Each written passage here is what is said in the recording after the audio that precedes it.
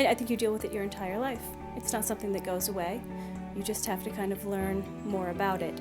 The whole community is harmed when these types of crimes occur. It is a very tense time. It's tense for everybody involved. But there truly is no typical, because we see the gamut from elderly to children and everywhere in between. Sexual assault is something that impacts the entire community, and oftentimes people think that it's something that just happens to young women or women in their early 20s kind of thing. And what we see here at Sexual Assault Support Services is that sexual violence really affects everyone, from children to adolescents to adults to those that aren't even the primary victims. 1 in 3 women and 1 in 6 men in their lifetime will find themselves to be a victim of sexual violence. That's a staggering statistic.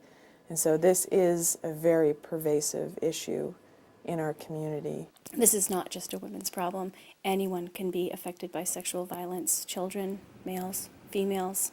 It doesn't matter age, young, old. It doesn't matter. Anyone can be affected by sexual violence. I felt guilty that I hadn't been able to protect her at a time when I literally didn't know her. I mean, it makes no sense at all. But that's just an example of how powerful the issue can be. New Hampshire is very fortunate to have an agency like SASS in the community to support victims and families who are impacted by sexual violence. Our mission is really twofold. Our mission is both to be available to support anyone who's been affected by sexual violence, and we do that 24 hours a day. But our other big half of our mission is to prevent these crimes from happening. So a tremendous amount of our work and energy and resources go into providing our prevention education programs in the schools. What might be a hurtful touch? Yeah. Punching. Punching is definitely a hurtful touch. What else? Kicking. Kicking is a hurtful touch. Yeah. Sometimes we do hear that after we go into a school, that sometimes after that a kid will disclose that maybe they had been abused, and because of our programs they learned that it was okay to tell. Without SASS having been here, I don't think we could have had that avenue. Most of the time the kids don't know who to talk to or don't know that they can, and that it is okay to talk about it because they've been told. The kids know who to come to and how to be safe. When I was a child and I was being sexually abused, I didn't tell anyone for years.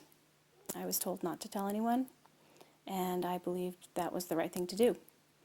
When I was in 6th grade, and they put all the kids in the gym and showed us a video on safety and how not to let anyone touch you inappropriately. That was the first time really it made sense to me that that's what had happened, and it wasn't okay. And that was the day that I went home and told my parents about what had happened.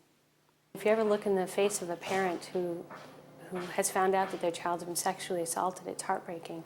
And SASS can intervene with that parent and help them start the healing process. Sadly, very young victims are convinced that the abuse is normal or okay, and especially if it's very frequent and happening in the home. So very often, you know, kids between 5 and 8 come in and they're okay. Their parents are not okay, and that's why SASS is providing a very important role. I'd like to introduce you to Tammy. She's from Where SASS gets called in is we get called anytime a child's being interviewed so that we can provide support to the family members who are there. Because as you can imagine, if it's your child who's disclosed sexual assault, then you're suddenly at this location, you don't know what's going to happen next, you don't know what the process is. So SASS is there to provide that emotional support to the parents as they go through this, and also to help kind of explain the next steps and what's going to happen. SASS is a great resource for parents who have questions about doctors in the area, therapists in the area, who have questions, you know, maybe to the advocate about, you know, have you been here for these before, you know, what happens next? Without the resources of an organization like SASS, victims would be completely on their own, and, you know, dealing with the personal impact of sexual violence and trying to navigate the criminal justice system, if that's where it ends up. SASS offers support groups to a variety of different types of victimization. We have support groups for teenage survivors of sexual assault. We have groups for adult survivors of sexual assault, for adults who are sexually abused as children, for parents of children who have been sexually abused, and for partners of sexual assault survivors. The hardest part of the support group was walking in the first day. After I was there and met all of these people who had common histories like mine, it was like the first time I felt connected to people. I didn't know anyone else who had ever had any of these experiences. So the first time in my life, I was finally with a group of people that knew what I was talking about. If I had not gone to that support group, I think my life would be pretty different right now. SASS is available to provide support to anyone who's been affected by sexual violence at any point in their healing process. So that sometimes we hear from people right after it's happened, and we might support them as they're going to the hospital to have a forensic medical exam. That's both to make sure they're okay physically and also for the collection of evidence. We might go with them if they choose to report to the police, and through the whole court process if the case ends up going that far.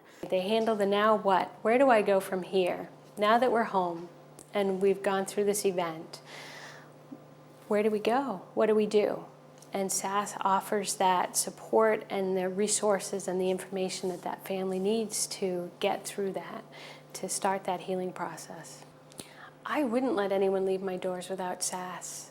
SASS shouldn't be an option. Every patient needs that lifeline when they walk out that door. Sexual violence is a problem in this community, and that it is something that if we are truly going to keep children and other members of our families and other adults safe from sexual violence, we need everybody to get involved. It's a way to give back to the community. For me personally, it's a way to try and fix something that I think is very wrong with the world that we live in, and to try and,